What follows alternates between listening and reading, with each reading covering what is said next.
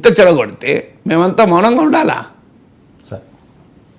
Sir మరొక అంశం viral అవుతున్నది, నారా లోకేష్ డిప్యూటీ సీఎం కాబోతున్నారా అని. మరొకటి సకల శాఖ మంత్రిగా ఇప్పటికే లోకేష్ గారు అన్నీ చూస్తున్నారు. అయితే వారసత్వాన్ని కారణంగా చూపించి ఆయనకు వచ్చే అవకాశాలని కల్పించటం లేదు. ఆయన భవిష్యత్తులో సీఎం అవ్వాలి, ఇప్పుడైతే డిప్యూటీ సీఎం చేయాలని తెలుగుదేశం పార్టీ నుంచి వస్తున్న వాయిస్. గతంలో జనసేన మీద కూడా కొన్ని వ్యాఖ్యలు చేసిన ఆయన మాట్లాడినవి. ఆ బయట వినిపించమంటారు సార్? బయట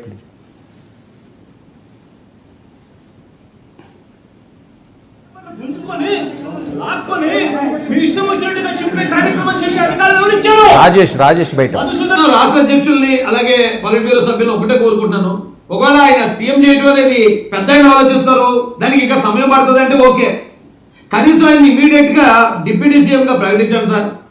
డిప్యూటీ సీఎం గా అనౌన్స్ చేసి ప్రతి గవర్నమెంట్ ఆఫీసులోనూ ఆయన ఫోటో కూడా పెట్టండి.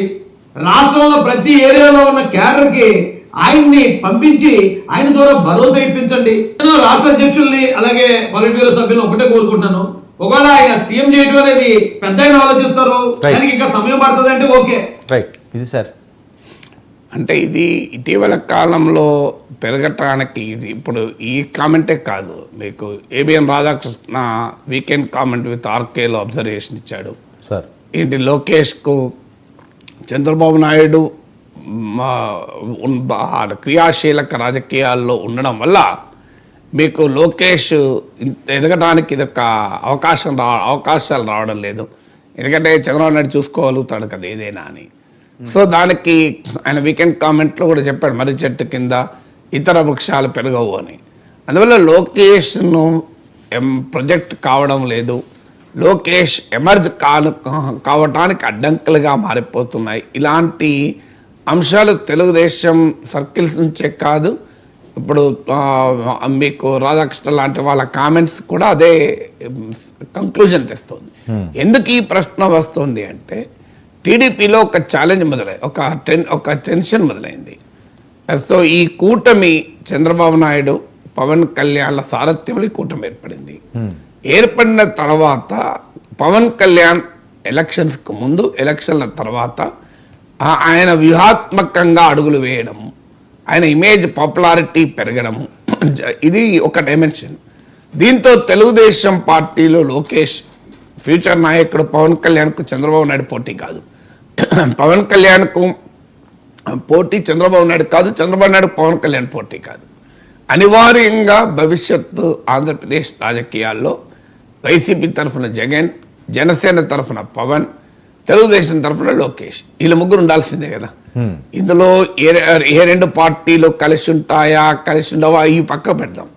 టీడీపీ జనసేన కలిసి ఉన్నా కలిసి లేకపోయినా ఈ ముగ్గురు నాయకులు ఆంధ్రప్రదేశ్ రాజకీయాలను బియాండ్ 2029 నడిపించాలి. 29 కాకపోతే బియాండ్ 2034, ఇదే తనవారు ఎన్నడో ఒకరోజు. అది చంద్రబాబు నాయుడు ఇప్పుడు చాలా ఫిట్గా ఉండడం వల్ల, ఆయన వయసును మించిన చురుకుదనం ఉండడం వల్ల అది ఇప్పుడవుతుందని మనం ఎస్టిమేషన్ వేయకూడదు కూడా. But future, I'm not talking about the year, future మాత్రం ఖచ్చితంగా పవన్ కళ్యాణ్, జగన్, లోకేష్ల మధ్య ఉండాలి.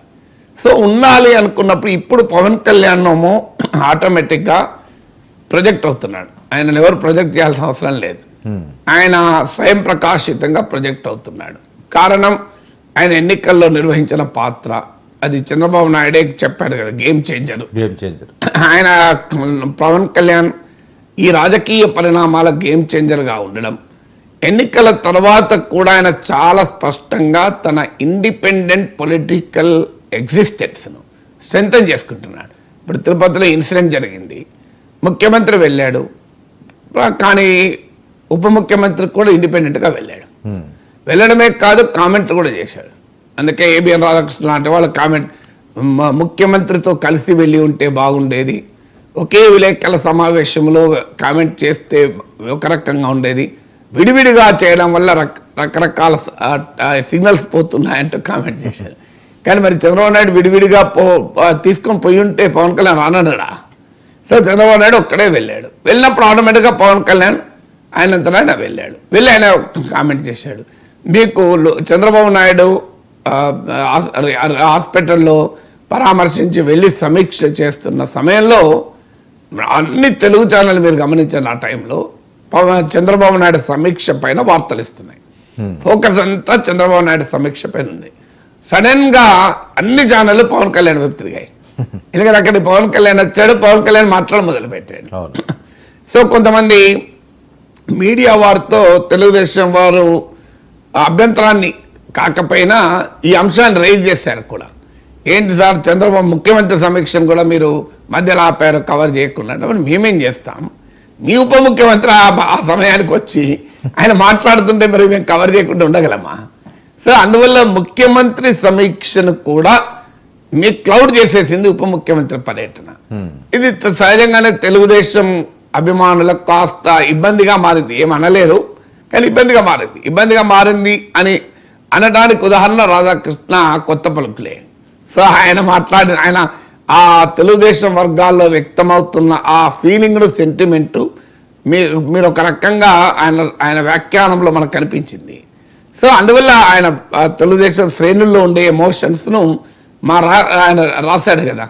సో ఎందుకు ఇది అవుతుంది అంటే ఇలా పవన్ కళ్యాణ్ ఇంకొకటి కూడా ఏంటంటే ఇండిపెండెంట్ గా అసర్ట్ కూడా చేసుకుంటున్నాడు. ఇప్పుడు ఉదాహరణకు హోంమంత్రి పైన ఆయన చేసిన వ్యాఖ్యలు కానీ ఇలా పవన్ కళ్యాణ్ ఈ chatting out and independent course.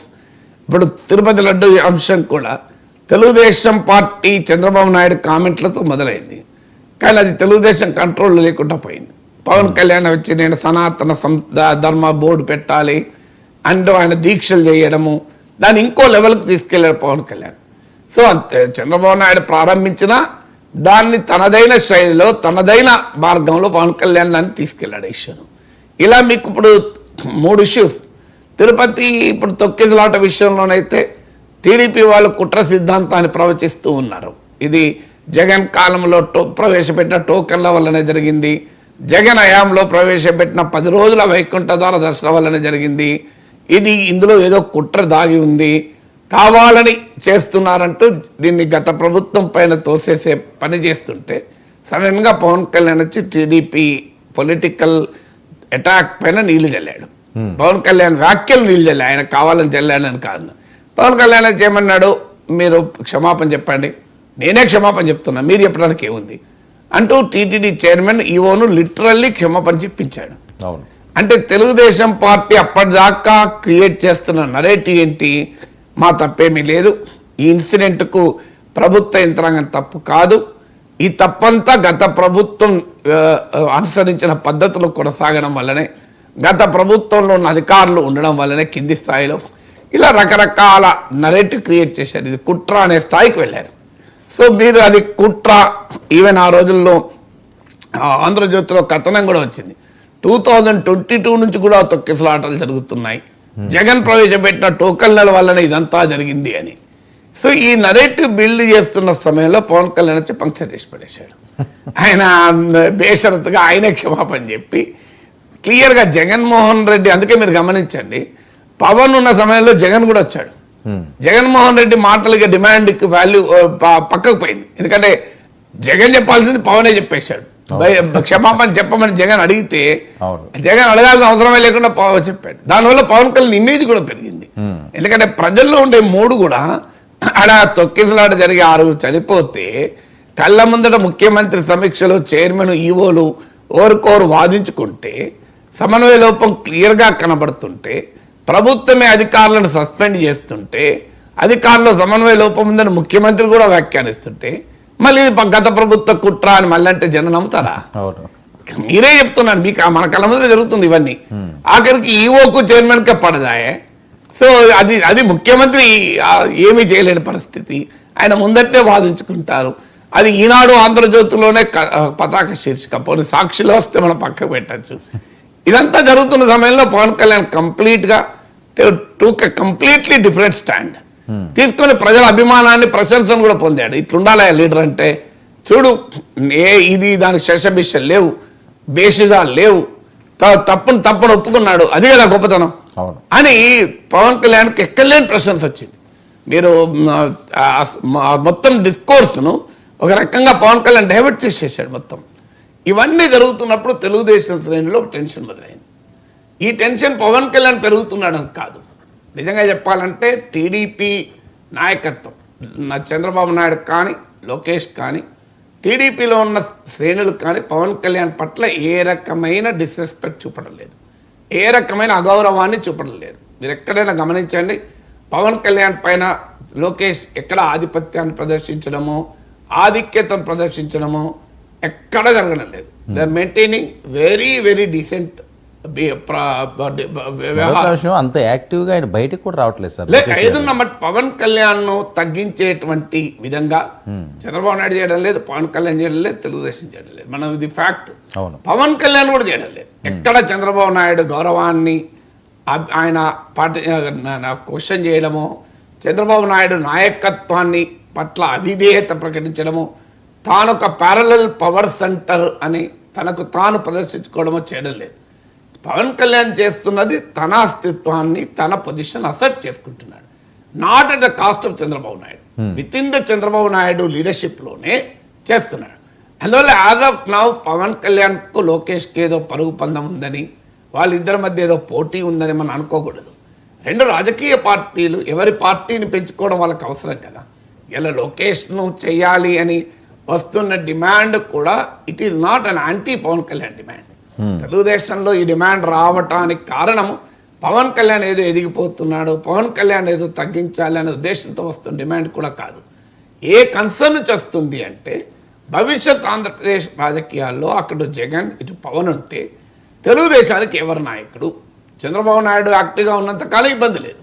అవును, ఎందుకంటే చంద్రబాబు నాయుడుతో పోటీ ఎవరికి లేదు. కానీ మరి 5 ఏళ్ళలో 10 ఏళ్ళలో తర్వాతే తప్పదు కదా.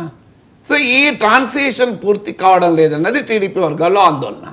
అందువల్ల టీడీపీ వర్గాల్లో వస్తున్న ఈ డిమాండ్ పవన్ కళ్యాణ్ తగ్గించడానికి వస్తున్న డిమాండ్ కాదు. పవన్ కళ్యాణ్కు ప్రజల్లో పెరుగుతున్న ఆదరణ, ఎదుగుతున్న తీరు వల్ల తెలుగుదేశం వర్గాల్లో ఒక ప్రశ్న ఎదురవుతుంది. అది ఇన్సెక్యూరిటీ, అభద్రతాభావం అంటే చాలా పెద్దది పదము, కానీ ఒక క్వశ్చన్ ఎదురవుతుంది. మా పార్టీకి నాయకత్వం భవిష్యత్తు, ట్రాన్సిషన్ నాయకత్వం అనేది ఏంటి? సో ఈ ప్రశ్న రావడం వల్ల ఇది పవన్ కళ్యాణ్ అసర్ట్ చేసుకుంటున్న కొద్దీ, Pavan Kalyan independent role play చేస్తున్న కొద్దీ, సమాజంలో పవన్ కళ్యాణ్ ఇమేజ్ పెరుగుతున్న కొద్దీ అనివార్యంగా ఈ ప్రశ్న తెలుగుదేశంలో పెరుగుతుంది. ఆ పెరగడమే ఇప్పుడు లోకేష్ డిప్యూటీ సీఎం చేయాలి, లోకేష్ డిప్యూటీ సీఎం చేయాలనేది పవన్ కళ్యాణ్ పోటీగా కాదు, తెలుగుదేశం భవిష్యత్ నాయకత్వాన్ని ప్రొజెక్ట్ చేయాలనే ఉద్దేశంతో. అది మనం తప్పని కూడా అనలేము. ఎందుకంటే జనసేన ఒక పార్టీ, టీడీపీ ఒక పార్టీ, రెండు భిన్నమైన పార్టీలు లేనప్పుడు భిన్నమైన పార్టీలను నిలబెట్టుకునే బాధ్యత ఆయా పార్టీ నాయకులకు ఉంటుంది కదా. అందుకే మీరు గమనించండి, మోడీ వచ్చిన సమయంలో వైజాగ్లో మీకు అడ్వర్టైజ్మెంట్ ఫోటోలు చూడండి, పవన్ కళ్యాణ్ చంద్రబాబు నాయుడుతో పాటు లోకేష్ ఫోటోలు ఉన్నాయి, మోడీతో పాటు. సో మీరు ఆ మీటింగ్లో కూడా లోకేష్కు ప్రాధాన్యత ఇచ్చారు.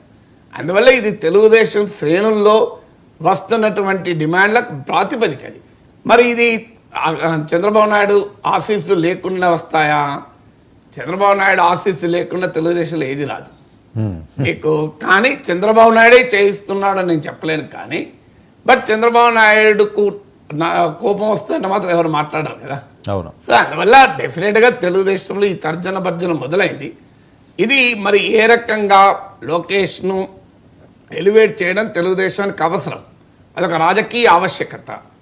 ఈ రాజకీయ ఆవశ్యకతను అమలు చేసే సమయంలో పవన్ కళ్యాణ్కు గ్రహణం పట్టించడానికో పవన్ కళ్యాణ్ తగ్గించడానికే చేస్తున్నారన్న భావన పోతే టీడీపీ జనసేన వర్గాల్లో గ్యాప్ పెరుగుతుంది. ఇప్పుడు ఆల్రెడీ క్షేత్రస్థాయిలో ఈ సమస్య వస్తుంది.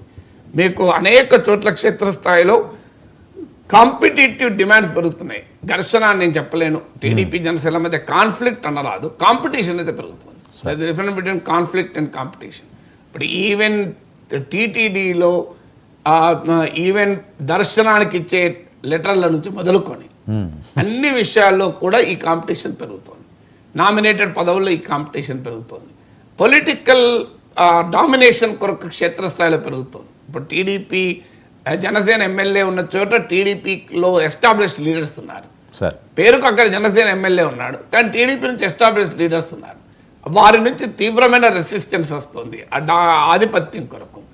ఇప్పుడు హనీమూన్ పీరియడ్ అయిపోయిందని మొన్న పవన్ కళ్యాణ్ ఇంకో కాంటెక్స్లో అన్నాడు. అవును, టీడీపీ జనసేన మధ్య ఇంకా హనీమూన్ పీరియడ్ ఏమి అయిపోలే, కానీ అనివార్యంగా ఈ కాంపిటీషన్ కాన్ఫ్లిక్ట్గా ఎన్నడో ఒక రోజు మారుతుందా?